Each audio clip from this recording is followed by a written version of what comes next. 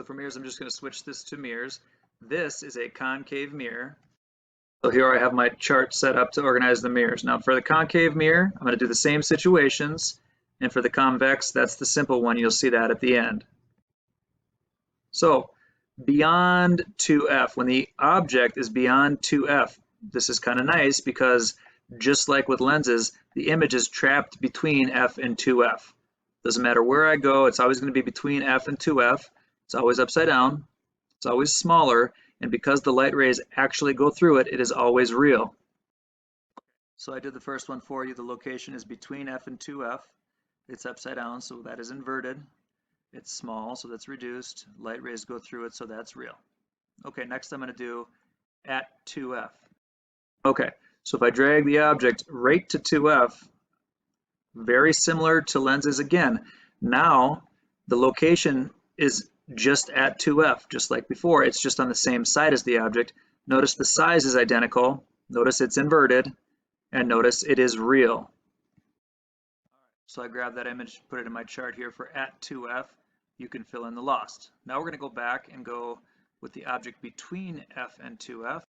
Okay, so you're going to see some similarities here as well. When I bring that object in between f and 2f, notice the image is always beyond 2f, no matter where I go in here. And it's always upside down. It's always magnified, no matter where I go in here. It's always bigger, and it's always real because the light rays are still going through it. Okay. I dragged the image in here to my chart. You can do the lost for that, the LOST for that. The last two here, I'm going to go at f and inside f. Okay, so when I drag the object all the way to f, right at f, notice how the image flips again there. When I get it just exactly at f, which is really hard to do here, the light rays, you might be able to tell, are parallel. This means that no image will be formed.